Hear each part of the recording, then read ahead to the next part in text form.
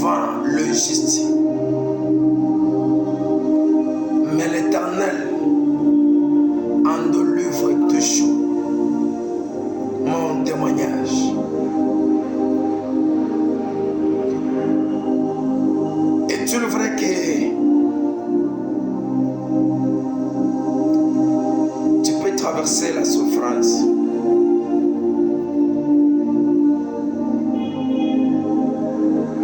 Quand je méditais ce passage, Dieu m'a obligé de témoigner. Et que ce témoignage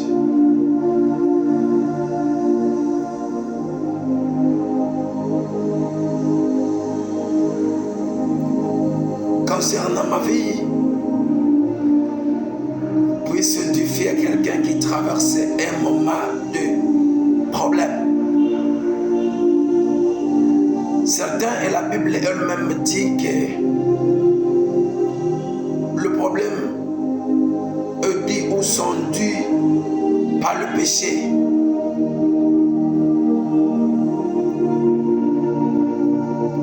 D'une part, on dit que le problème est dû par la destinée de quelqu'un. Mais Dieu m'a révélé une autre dimension de l'origine ou la cause du problème.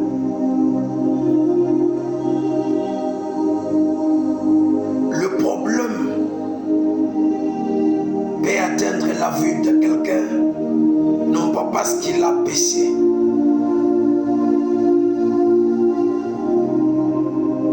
ou parce qu'il a péché,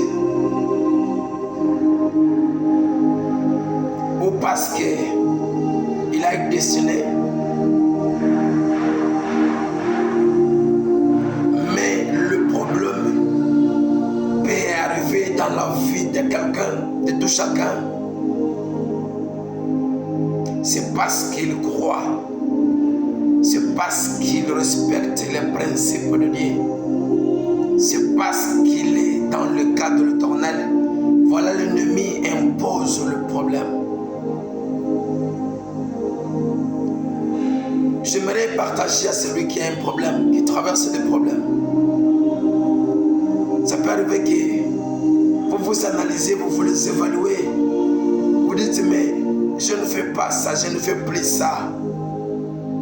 Mais je prie chaque fois, je ne fais qu'offrir l'Éternel et servir. Mais pourquoi ça?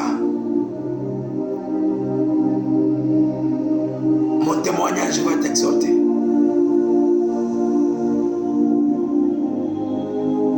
C'était l'année passée, antérieure même, 2022, juillet 2022, où Dieu m'a recommandé, selon la prophétie, de faire un voyage prophétique, apostolique. Je suis parti à Lubumbashi, où j'avais eu l'invitation. Je suis parti à Lubumbashi, laissant ma famille ici.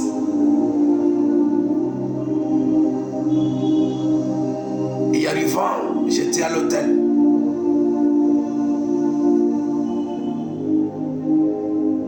J'ai pris la chambre. J'ai prié pendant que je me rencontre avec celle ou celui qui m'a invité ou m'a appelé.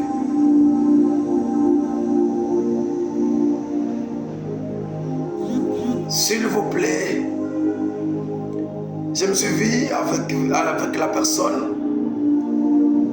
On a commencé à programmer. On m'a aligné comme prédicateur. Il y avait des affiches, publications, publicités à la radio, que nous avons un prédicateur venant de l'Est, de Goma. J'ai introduit mon thème de la semaine était intitulé l'identité.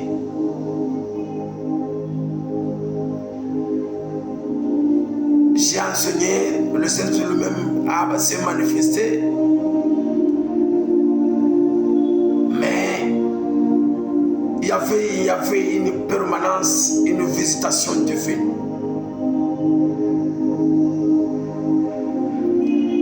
J'avais clôturé la semaine. L'église m'a réclamé qu'il faut encore une deuxième semaine. J'ai dit non, j'ai un programme. Ils ont insisté. Et comme j'attendais l'invitation, la rencontre de celui ou celui qui m'a appelé pour son programme, je dis accepter.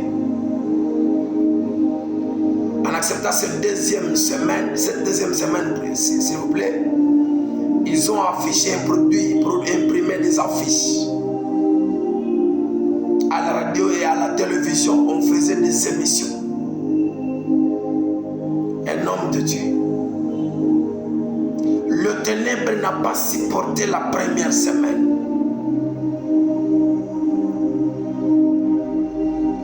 Dans la même église, ils ont fait ce qu'ils avaient fait. Le dimanche, je quitte l'église. Je me rends à l'hôtel où je restais. J'avais pris le bain. Vers 20h, après avoir pris du thé, il fallait que je me soulage, petit besoin. Mais à ma grande surprise, une surprise inattendue, mon organe génital n'était plus sur moi. Je n'étais plus ni fille ni garçon.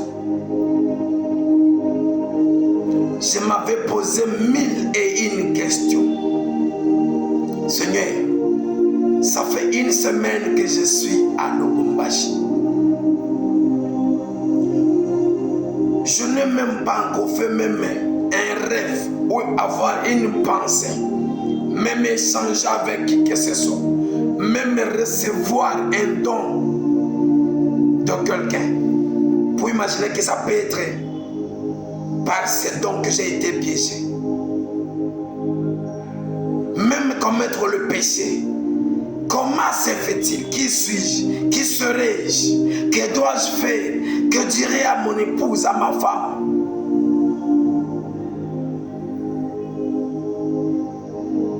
Là, je suis parti le matin voir le pasteur de la place. Je lui ai dit non, je ne prêche plus. Je dois prier. Oh, pourquoi? Il y a quoi? On a déjà imprimé. Voici les affiches, les publicités. Voyez? Je dis non. Reprogrammez quelqu'un autre ou vous continuez avec les programmes, mais moi non. À son insistance plutôt, j'étais obligé de l'informer. Voici ce qui m'est arrivé.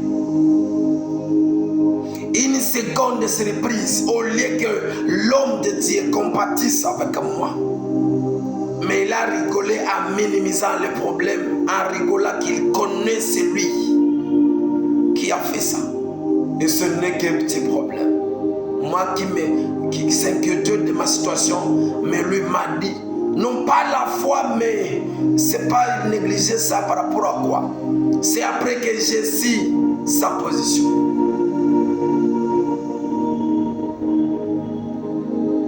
Il m'a appelé comme je suis en train d'échanger avec une famille. Donne-moi un temps, vous allez le passer dans 15 minutes. Je suis rentré à l'hôtel. 20-30 minutes, je suis revenu encore à son bureau de l'église.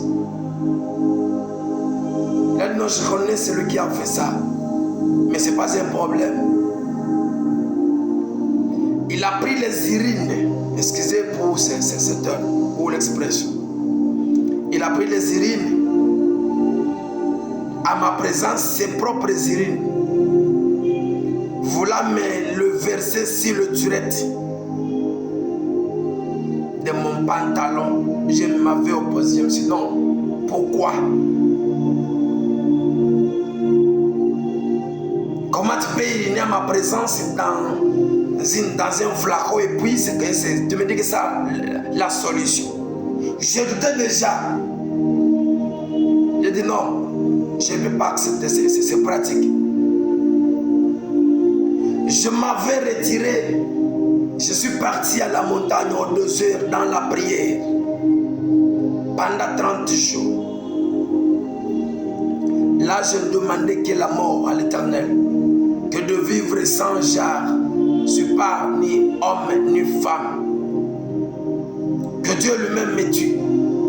Je ne voyais plus l'espoir, l'envie de vivre. La seule intention, requête que j'avais, c'est de demander à l'Éternel de me tuer. Après 17 jours, 18e jour, la nuit, j'avais fait un rêve après la prière parce que ces 30 jours, je les avais passés dans la brousse, aux 2 heures dans la prière.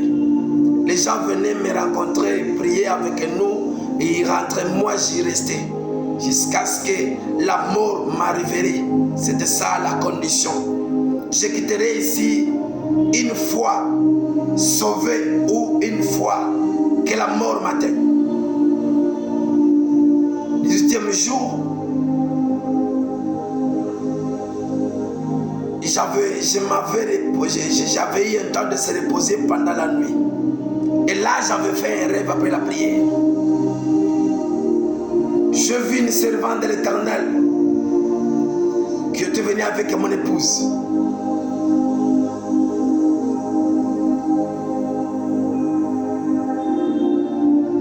Mon épouse, la servante qui balayait le chemin, les petits sentiers qui menaient là que je me reposais. Et mon épouse avait le pagne. Amen.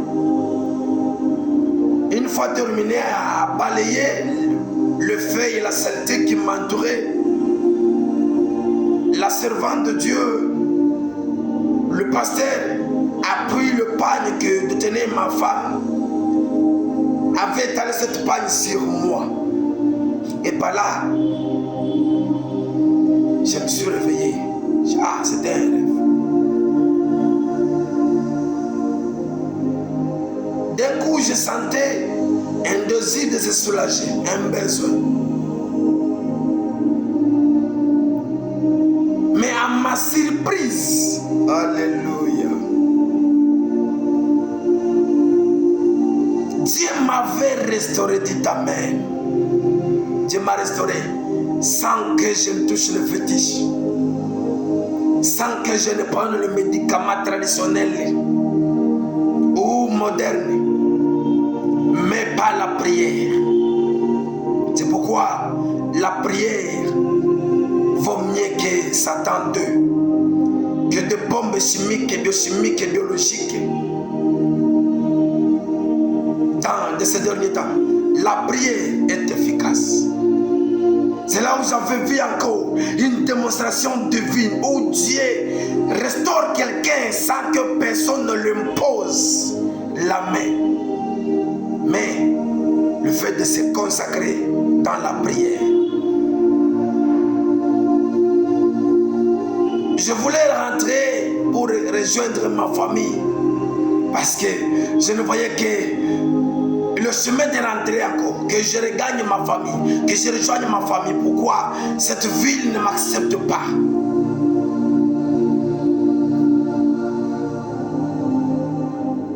On m'a réinvité quelque part pour le prester.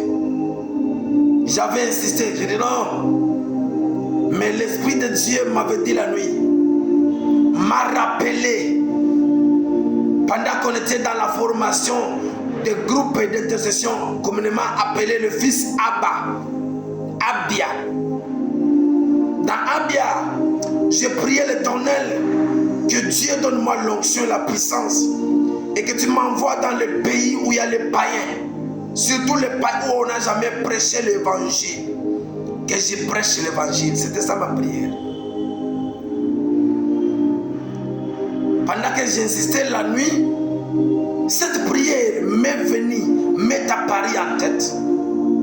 Tu pries à l'Éternel dans des prières de Abia, que Dieu te donne l'onction, la puissance et qui t'envoie dans le pays où on n'a jamais prêché le nom de Jésus. Maintenant, comment tu veux fuir? J'ai dit ok. Je m'avais, en tout cas, j'avais fait une prière de repentance. Dieu pardonne-moi, c'était la chair, sentiment, voilà. Après avoir fait ma prière, j'ai pris la décision d'affronter le diable. J'ai prêché dans une autre église.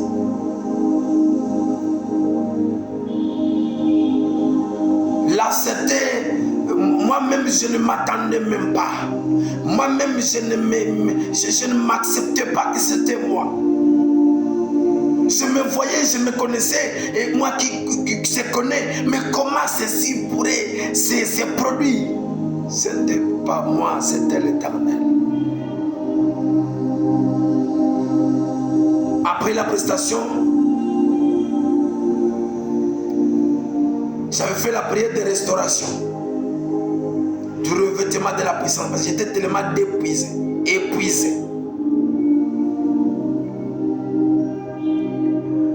Le monde du ténèbre n'avait pas croisé les bras. Quand ils ont vu que j'étais déjà restauré, ils sont partis. Ils ont fabriqué encore une autre flèche.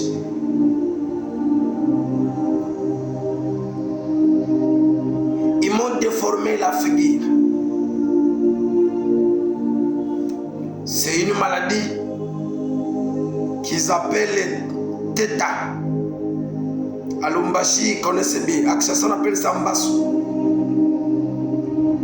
Mais à Lumbashi, on appelle ça Theta. De ce côté, c'était mon côté gauche. Là, je vis, j'ai senti, j'ai traversé des moments. Je m'emballais, je m'isolais, je me voilais comme un de musulman. La souffrance, je ne faisais que pleurer du jour au jour.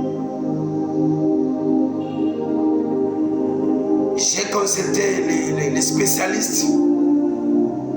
Ils m'avaient prescrit le médicament, mais ça n'a pas tenu. L'œil ne faisait que rougir et saigner avec des douleurs intenses. Imaginez-vous la tête où il y a d'honneur. Je me posais la question, Seigneur, ces problèmes en série, mais je me connais, je ne me culpabilise de rien, je pense qu'on fait du mal. En tout cas, je ne me condamnais de rien, mais pourquoi ça? Il n'y avait pas la réponse. Je prenais le médicament, mais je fais encore refuge au désert, dans des montagnes, des prières. Je fais là-bas au moins 2 à 3 semaines. La flèche du poison Theta avait été vaincu déjà par la prière. Dieu m'avait restauré pour la 2e fois. J'ai commencé le ministère. J'ai commencé le ministère là-bas. Et tout début a toujours été difficile. Mais avec l'aide de l'Éternel, on persévérait, on résistait dans des prières.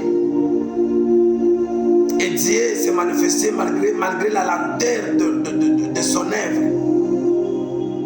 Le diable a changé la carte pour la 3e fois. Il y a eu maintenant l'opposition qui était spirituelle mais qui a pris la chair. On a commencé à m'appeler le pasteur la réfugié. Mswahili ule anatoka wapi ule? J'ai changé, j'ai déménagé dans cette province 7 fois. La première fois, ils sont venus. Là, je n'étais plus à l'hôtel, j'avais déjà pris une maison. Dans la maison, les voleurs à main armée m'avait visité la nuit. Mais pendant la discussion, ils avaient vu même la maison. Ce n'était pas une maison. Il y avait une petite mousse, ma valise, ma Bible et une chaise et le bras zéro. Ils m'ont exigé des frais, des montants, je leur ai dit non, voyez d'abord la situation. Si je reflète ce que vous me demandez. Je dis, nous te connaissons, tu es un pasteur, tu avais fait ça, tu étais à tel quartier, tu as dit ça, tu as fait ça. Ils avaient détaillé mon passé de là. J'avais compris que ce sont des gens qui me connaissent.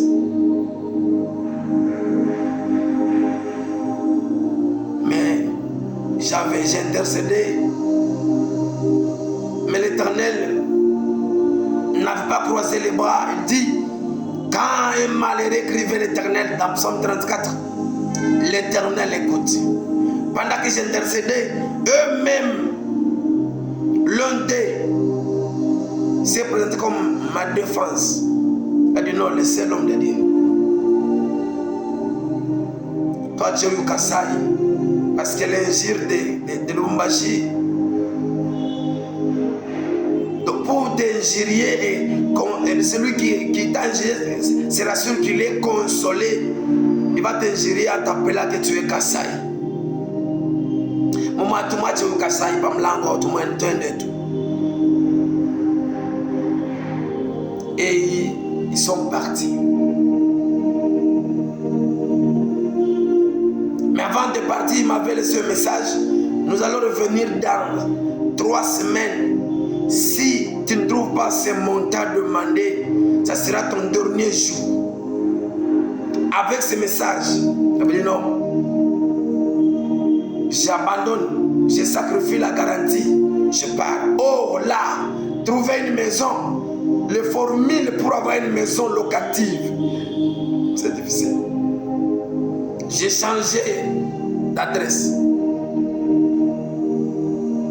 4e attaque. J'étais à la prière. Quitta l'église.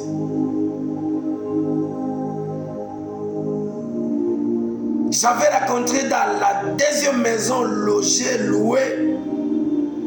Ils ont pillé. Mais malheureusement, bon, ce qu'ils avaient pris, oui bien sûr, c'était des biens matériels.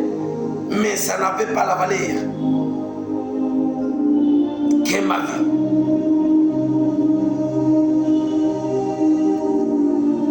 Je me suis posé la question, Seigneur,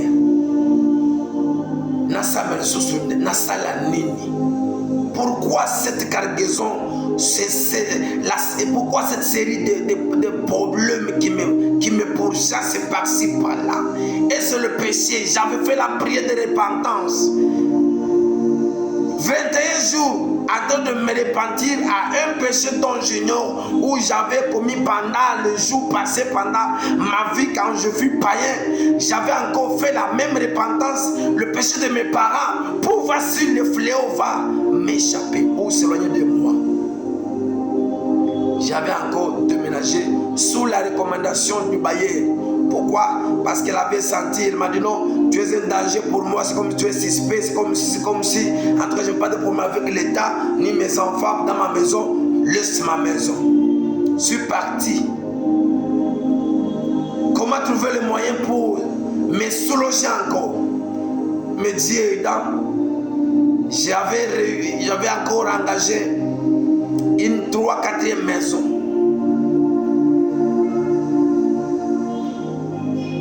Là, je ne faisais que la prière à l'église, la maison. La nuit, j'étais à l'église. C'était au mois d'octobre 2022. Où ils avaient encore décidé de revisiter la maison. Je ne sais pas, ils savaient comment, là où je prenais des maisons, si c'était dit ou orienté par des commissionnaires, je ne sais pas. Il y avait un esprit de filature derrière moi.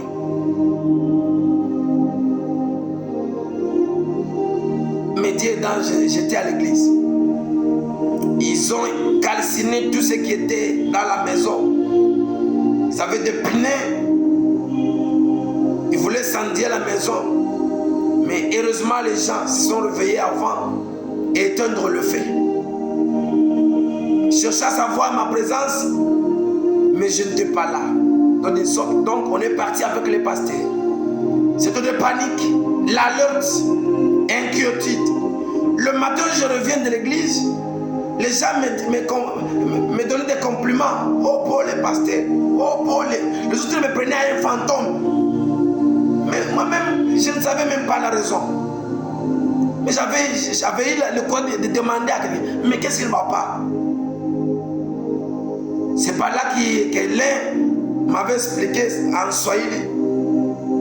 Mtomu, si pa mlango pako pale balingilia pale, tunakutana mpaka pamewasha moto pa mlango. Tulimitafuta mchana usiku mzima hatukumiona, alafu tukafikiria kwamba walikubamba na hapo umefariki. On est étonné, ta maison a été incendiée. Le visiteur, le bandit non identifié, ont cambriolé ta maison et incendié des biens. On pensait que tu as été emporté. Mais heureusement que tu es là. J'ai dit, Seigneur, pourquoi ce malheur? C'est par là que j'avais décidé de rejoindre ma femme à l'Est, ma famille. D'un coup, j'avais une occupation.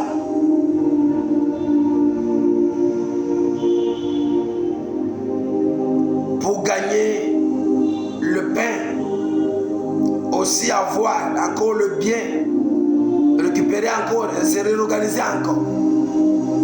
Mais c'était là que le diable lui-même avait le pied et la main, le pouvoir du diable.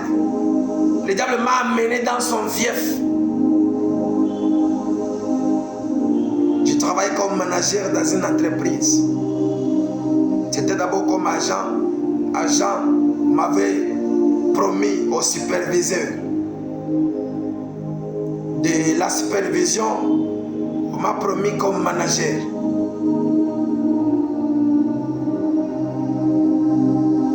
Mais la promotion managériale,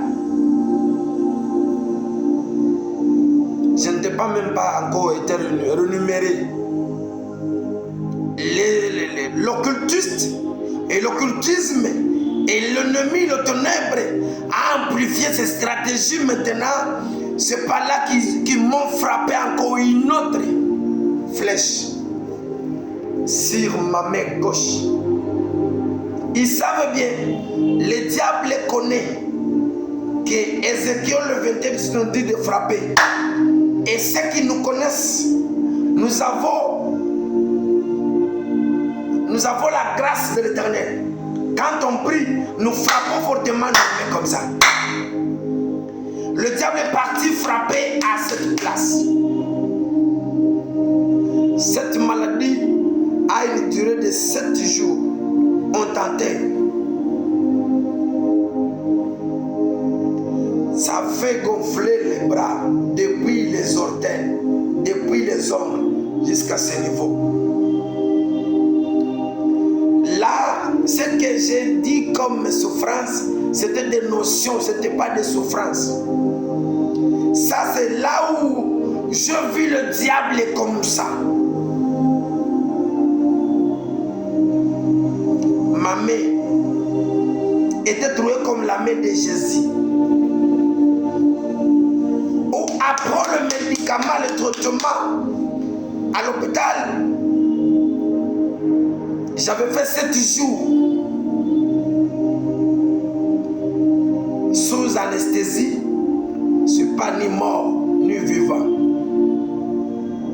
Sans que le monde en sache. Après le réveil de l'anesthésie, depuis octobre 2022, j'ai commencé les soins. On mettait ici 6 mètres mèches. Et dans la paume de main, 4 mèches. Et là, allez voir le frais des rendez-vous médicaux.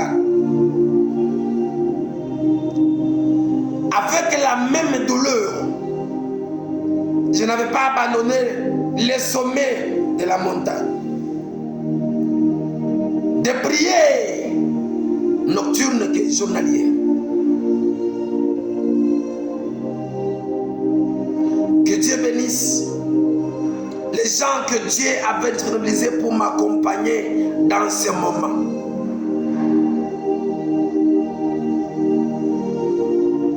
Je ne suis pas là pour citer leur nom. Mais que le ciel se rappelle, dans le livre des souvenirs, que le ciel se rappelle de tout celui qui aurait posé un geste pour que ma main soit rétablie. Mon parcours à Lubumbashi. Et ceux qui suivent mes vidéos, soit il y a des photos où je prêche, où je porte l'anneau, l'alliance sur la main droite et la main gauche est bandée. C'était la période de la convalescence. Mais vers la célébration pascale de cette année, où j'avais débandé pour la dernière fois ma main en disant que comme je veux célébrer la Pâque et la Sainte Seine, je proclame ma guérison. Depuis octobre jusqu'au mois d'avril,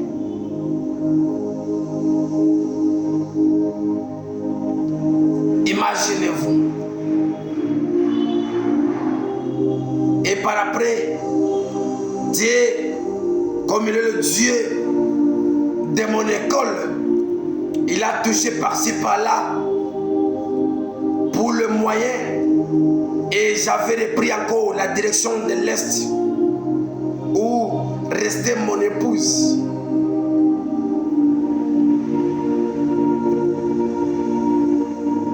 Mais pendant ce parcours, il y a cette peut-être pensée que l'homme de Dieu a commis plutôt. Il a trébuché, il a touché. Pourquoi celui qui nous prêche, celui qui prie pour nous, nous le reconnaissons comme général, le combattant, le vaillant. Mais comment il peut être manipulé par le diable? C'est un péché. Certains me disaient que tu as connu la femme d'autrui. Les autres disaient que tu as touché le fétiche. Les autres disaient de n'importe quoi. Mais moi, je dirais que l'Éternel m'en est témoin. C'est par là que je lis dans la Bible, Psaume 34, 19 verset nous dit: le malheur atteint souvent les justes, mais l'Éternel en délivre toujours. N'ayez pas de préjugement quand tu vois quelqu'un dans des problèmes. Parce que nous, les humains, les chrétiens, on a toujours une illusion qu'il a commis, il a péché. Oh, il y a des problèmes qui sont dus à la destinée. Il y a des problèmes qui sont dus à la fidélité, à l'appartenance à l'Éternel. Et il y a des combats que nous traversons causés par le mécomportement. Toi qui me suis, qui traverse des moments difficiles, sois fort. Sois fort. Sois fort comme à mes jours. Je sais que le Rédempteur se levera le dernier. Et ta situation changera. Peu importe sa durée. Peu importe la douleur.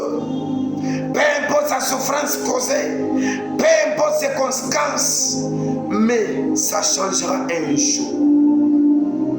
Et toi qui as l'habitude de juger ceux qui traversent les problèmes, ceux qui sont dans les moments difficiles, question de péché, sont de liens familial. Ce sont. Bien-aimés, change. Il y a les différentes voies où nous viennent les combats. Tout combat n'est pas le combat du péché, n'est pas synonyme du péché, n'est pas synonyme de la destinée, n'est pas synonyme de l'appartenance, mais aussi ça peut être synonyme du salut, de ta fidélité envers ton Dieu. Et puis l'ennemi veut toujours te détacher de l'Éternel. Toi qui traverses et toi qui as le moyen, n'hésite pas à intervenir quand il y a celui qui a un problème. Il y a celui qui traverse des moments difficiles, des moments de souffrance, la vallée dans sa vie. L'Éternel vous payera pour tout acte, tout geste que tu poseras en faveur de celui qui traverse un moment difficile. Que Dieu te bénisse et que Dieu t'exauce et que Dieu t'accompagne dans ces moments et te donne la force de résister, de prier, de ne jamais mixer la foi et le fétiche, la foi et les pratiques, la foi, le salut et le maraboutage, car le médicament par excellence, l'arme par excellence, la protection par excellence, c'est le nom de Jésus, Christ ressuscité. Que Dieu te bénisse abondamment. Amen.